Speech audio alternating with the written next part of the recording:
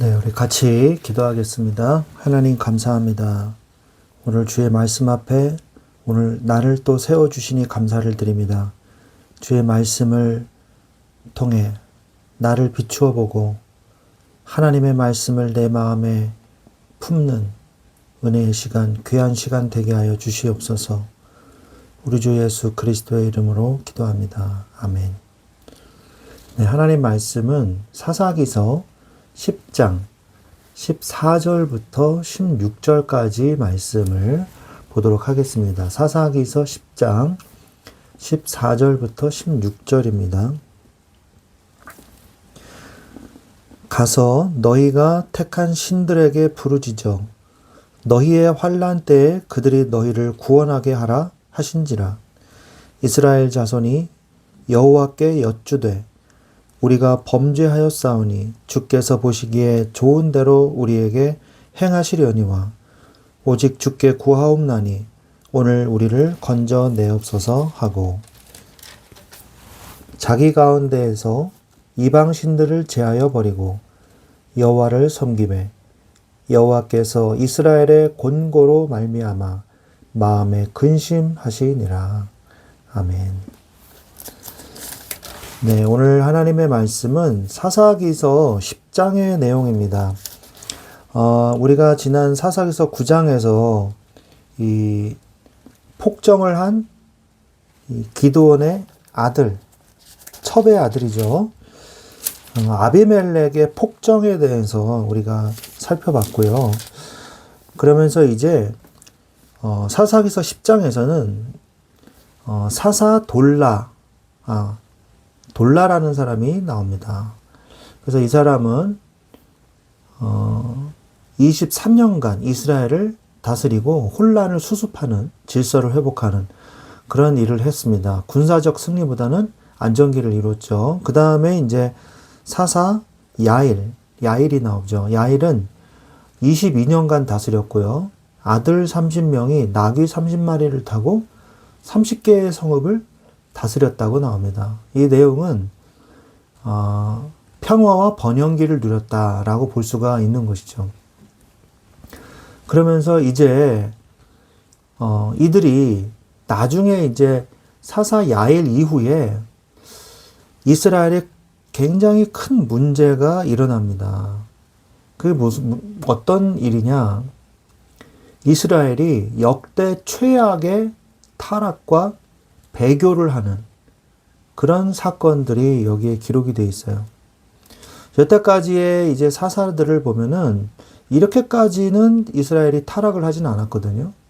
물론 우리가 사사기서가 반복의 역사다라고 말씀을 합니다. 그래서 타락을 하고 고통을 당하니까 하나님 앞에 회개를 하고 하나님이 사사를 보내셔서 회복시켜 주시고 번영을 누리다가 다시 타락을 하고 이 사이클을 이제 계속 돈다고 보는데 사실은 이스라엘 민족이요.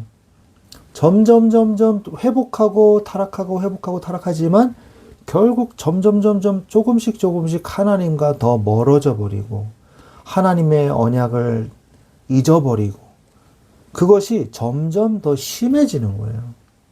더 회복은 하지만 타락의 강도가 점점 세졌다라고 우리가 볼 수가 있습니다. 그래서 야일 이후에 이스라엘이 여호와를 버리고요. 7종류의 이방 신들을 섬기기 시작했다고 성경은 기록을 하고 있습니다. 이 번영기를 조심해야 돼요. 조금이라도 좀 뭔가 편안하고 번영하면 정말 언약을 붙잡고 있지 않으면요. 바로 타락을 하게 돼 있거든요. 그래서 하나님이 율법도 출애굽 때 율법도 주시고 4대 절기, 3대 절기, 7대 절기, 5대 제사 이렇게 말씀을 해 주셨는데 불구하고 성막을 주시고 이거 다 했는데 더 이상 더 어떻게 합니까? 그런데 그래도 그것을 이겨내지 못하고 다시 또 타락 속으로 들어가는 것을 볼 수가 있습니다. 그래서 바알, 아스다롯, 아람의 신, 시돈의 신, 모압의 신, 암몬의 신, 블레셋의 신들을 섬겼더라라고 10장 6절로 9절 내용에 보면은 나오거든요. 그래서 가장 총체적이고 심각한 배교를 한 거예요. 그래서 하나님이 진노하셔가지고 블레셋과 암몬의 손에 그들을 파셨다라고 기록이 되어 있습니다. 그래서 18년 동안 길르앗을 중심으로 혹독한 압제를 당하게 되는 것이죠. 길르앗은 지명이라기보다는 지역 이름입니다. 그래서 뭐 우리나라 같은 경우는 영남, 호남 뭐 이렇게 나눠지잖아요. 그런 것처럼 길르앗 지역 이렇게 하는 요단 동편의 므낫세와 이 르우벤 지파의 그 위쪽 가운데 부분, 므낫세 지파 부분이라고 봐야 되겠죠. 그 부분을 이제 요단 동편 땅을 길르앗 지역이다 이렇게 얘기를 합니다. 강 바로 옆에 그 지역을요. 그 하나님께서 너무 이 고통당하는 이스라엘 민족을 보면서 얘는 안 되겠구나. 하나님이 이제 마음을 먹으신 거죠. 그러니까 이스라엘이 예전처럼 다시 하나님께 부르짖기 시작합니다. 부르짖기 시작했는데 오늘 하나님께서 그 부르짖음에 대한 답변이 오늘 우리가 읽은 말씀이에요. 그래서 너희가 택한 신들에게 구해라. 너희들 그렇게 우상숭배 하더니 너희들 어려움 당하니까 너희들이 믿는 그 우상한테 가서 도와달라고 얘기하지 나한테는 왜 왔니? 이렇게 하시는 거예요. 지금 여태까지 사사시대를 보면서 하나님이 이렇게 말씀하신 적은 정말 없었거든요. 하나님이 정말 많이 노하신 거죠. 이스라엘은 이 말을 듣고요. 자기들 가운데서 하나님이 그러면 보시기에 좋은 대로 우리한테 행하십시오. 우리가 벌을 받아 마땅한 죄인들입니다. 이렇게 말한 것이죠. 보시기에 좋은 대로 우리에게 행하시려니와 오직 주께 구하옵노니 오늘 우리를 건져내옵소서. 오늘 나중에 우리가 뭐 고통을 당한다 할지라도 하나님 오늘만은 제발 나에게서 이 고통을 제거해 주십시오. 이게 바로 인간의 마음이에요. 이 고통이 오면요. 지금 당장 나한테 당하는 고통. 이거를 정말 견디기가 힘들거든요, 인간이. 그러니까 인간이요. 그 바로 다음에 오는 그 고통은요, 생각을 못 해요. 지금 당장 나한테 있는 고통. 그거밖에 생각을 못 하는 거죠. 그러면서 이들이 이제 궁지에 몰리니까 이스라엘이 드디어 이제 이방신들을 제하여 버리는 이런 내용이 나오면서 이제 암몬과의 전쟁이 시작되는 11장으로 이어지는 내용이 나옵니다. 우리가 전체 내용을 살펴봤는데, 그렇다면 이스라엘은 왜 이렇게 반복되는 범죄를 하는 것일까요? 왜 그러냐? 반복되는 범죄를 하는 이유는 이들이요, 하나님을 알지 못하기 때문이에요. 하나님의 능력을 체험하지 못하고 전쟁을 알지 못하는 세대라고 말씀을 하고 계시지 않습니까? 사사기서 초반에. 그래서 하나님은요, 이 반복되는 범죄에 대하여 안전장치를 마련해 놓으신 거예요. 그게 바로 뭐냐? 하나님의 시험의 도구로, 테스트의 도구로 가나안의 원주민들을 남겨놓은 겁니다. 그래서 아모리 족속도 남겨놓고, 블레셋 족속도 남겨놓고, 모압 족속, 암몬 족속 남겨놓죠. 그래서 범죄를 저지르면 시험에 들게 되고 이 시험으로 인해서 회개를 하고 회복하는 그런 순환을 하게 된 거예요. 그런데 중요한 것은요, 인간은 이 순환의 고리를 끊을 수 없습니다. 오히려 이 순환의 고리조차도 유지하지 못하고 더 악으로, 더 범죄로, 더 멀리 가요. 하나님과 점점 더 멀어져요. 회복하는 건 조금이고 타락하는 건 많이 타락해요. 그래서 지금 극에 달했잖아요. 이 전쟁을 알지 못하는 세대, 최악의 타락과 배교를 한 이스라엘이 7가지 신을 섬기고 만 것입니다. 그래서 18년의 억압으로 이스라엘이 회개한 것이죠. 그러나 하나님의 행동으로 변화되지 않는 회개는요, 거부하신다는 것을 알아야 돼요. 우리가 하나님 잘못했습니다. 진심으로 회개합니다. 그럴듯하게 말로만 하면요. 그게 회개라고 생각할까요? 절대 그렇지 않아요. 하나님께서는 그것을 회개라고 말씀하시지 않아요. 이스라엘이 그런데 웬일로 말뿐인 그런 회개가 아니라 진정한 회개를 합니다. 이방 우상들을 없애버려요. 이방 우상들을 없애버리는 행동으로 옮기는 회개를 해요.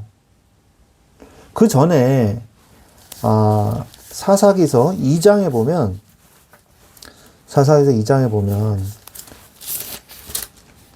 복임에서 여호와의 사자가 이스라엘 민족을 책망했을 때도 이들이 울었어요. 울었는데 다시 또 타락했어요. 다시 우상숭배했거든요. 바로 이것은 진정한 회개가 아니죠. 그런데 오늘 사사기서 10장에서 이들은요 행동으로 옮기는 회개를 했다는 거예요. 그러니까 하나님이 이스라엘의 곤고로 말미암아 고통이죠. 말미암아 마음에 근심하시느라 마음에 이들을 안타깝게 여기셨다는 거예요. 이것이 바로 하나님의 마음이거든요. 하나님이 진짜 이스라엘을 버리시려고 했느냐? 아니시거든요. 우리는 여기서 진정한 회개란 무엇인가? 우리가 생각을 해봐야 됩니다. 인간의 원죄는요, 인간이 아무리 회개한다고 해서 해결되는 게 아니에요. 다시 또 원죄로 돌아오게 돼 있어요. 아무리 회개해도요, 다시 원죄의 자리로 다시 돌아온단 말이에요, 인간이. 인간의 노력으로는 원죄를 해결할 수가 없는 것입니다. 불가능합니다. 원죄 문제 회복이 불가능해요. 그래서 이 원죄 문제 해결이 불가능해요. 그리고 또한 윤리와 도덕으로도 안 됩니다. 아무리 윤리를 부르짖고요, 도덕을 부르짖어도요, 아무리 교육을 해도요, 아무리 법을 제정해서 아무리 법을 강하게 해도요, 인간의 죄성은 없어지지 않아요. 인간의 마음속에 있는 죄를 짓고 싶어하는 죄성, 이것은 어디서부터 나옵니까? 원죄에서부터 나온단 말이에요. 이 original sin에서 guilty가 나오는 거란 말이죠. 죄성을 가지고 나오는 거예요. 그러니까 없어지지 않아요. 그러면 근본적인 문제가 뭐냐? 이 원죄를 없애야지 죄성이 없어지는 거란 말이에요. 이 문제는요, 오직 예수 그리스도의 십자가만이 인간의 원죄를 해결할 수 있는 것입니다. 예수 그리스도만이 완전히 영원히 인간의 죄를 도말하시고 해결하실 수 있는 거예요. 그래서 결국 우리는 지금 사사기를 향해서 사사기에서 지금 가고 있지만, 우리가 이제 신약을 넘어서 예수 그리스도께 다다를 때 우리는 완성된 복음, 예수 그리스도의 십자가와 부활하심으로 영원하고 완전한 복음으로 우리가 구원을 받게 되는 것이죠. 우리는 지금 신약의 시대에 살고 있는 것이죠. 그래서 우리는 무엇을 우리가 주의해야 되냐? 말뿐인 회개, 수박 겉핥기식 말뿐인 회개를 우리는 경계해야 됩니다. 우리가 히브리어로 우리가 좀 더 원문을 살펴보면 회개라는 말이요, 슈브라는 말이 있습니다. 슈브는 돌이키다, 방향을 반대로 바꿔서 간다, 이 말이에요. 방향을 반대로 바꾸다는 뜻이에요. 이게 슈브입니다. 근데 또 하나의 회개와 비슷한 말이 뭐냐면 나함이라는 말이 있어요. 나함은 뉘우치다, 슬퍼하다라는 말입니다. 근데 성경을 보면요, 에서가 나오는데 에서가 나함을 했어요. 뉘우치고 슬퍼했는데 그 죽을 팔고요, 장자권을 팔아버렸잖아요. 나함을 했지만 슈브하지는 않았단 말이에요. 가룟 유다도 마찬가지예요. 나함만 했지 슈브, 진정하게 방향을 바꿔서 하나님께로 돌아오지 않았단 말이에요. 에서도 마찬가지고요. 그리고 슈브하지 않은 채 스스로 목매서 가룟 유다는 죽었죠. 그러니까 한만 하면 안 돼요. 그냥 아이고 잘못했습니다. 용서해주세요. 그래놓고 싹 입 닫고서는 또 죄 짓고. 이거예요. 진정한 회개가 아니거든요. 그래서 우리는 방향을 바꾸는 회개를 해야 된다. 그럼 진정한 회개는 뭘까요? 진정한 회개는 첫 번째 우리가 회개를 나누어서 생각을 할 수 있는데 구원을 받는 회개를 우리가 살펴봐야 돼요. 구원을 받는 회개는 나의 죄에 대해서 그것을 내가 죄인이라는 것을 인식하고 하나님 앞에서 고백해야 됩니다. 그죠? 그게 첫 번째예요. 그 다음에 예수 그리스도의 십자가와 대속하심과 부활을 고백하는 거예요. 나의 죄를 위해서 예수님이 십자가에 못 박혀 죽으셨고 부활하셨습니다. 그리고 나의 죄를 용서하여 주옵소서. 이제 예수 그리스도를 인격적으로 영접하면 되는 것이죠. 이게 진정한 회개고 죄사함이고 구원인 거예요. 자, 그런 다음에 그럼 우리가 회개가 필요 없냐? 아니죠. 절대 그렇지 않죠. 회개가 필요합니다. 진정한 신앙의 회개가 있어요. 이게 두 번째 회개인데 이것은 성화와 관련되어 있습니다. 잘 들으셔야 돼요. 나의 죄를 인식하고 하나님께 고백하는 건 똑같아요. 내가 죄를 졌구나. 이런 죄를 졌구나. 하고 내가 인식을 해요. 인식을 하고 하나님 내가 죄인입니다. 하고 고백을 하는 거죠. 그리고 우리가 이 속건제도 그렇게 나오는데 사람에게 짓는 죄가 있잖아요. 하나님께 직접 짓는 죄가 있고 사람한테 짓는 죄도 있단 말이에요. 그러면 그 죄도 사람에게 죄를 내가 미안하다고 고백을 하고 진정한 사과를 해야 돼요. 그 하나님 앞에 먼저 회개하고 정말 하나님 앞에 회개한 자는요. 사람에게도 진짜 미안한 마음을 가지거든요. 그래서 자연스럽게 사과하게 돼 있어요. 자기 죄를 뉘우치게 돼 있어요.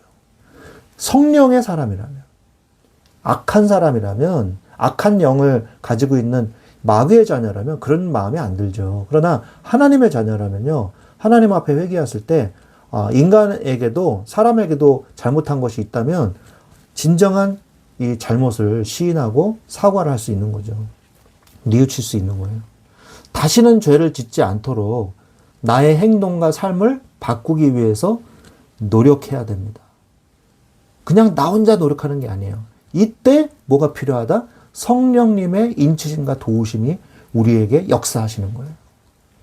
이게 바로 구원자거든요. 구원받은 자의 이 특징이거든요.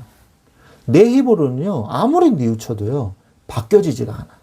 그러나 우리가 성령께서 내 마음속에 계시기 때문에 내가 죄를 뉘우치면 성령께서 나를 도와주셔가지고 하나님께로 한 걸음 앞으로 가게 만듭니다. 이게 성화거든요.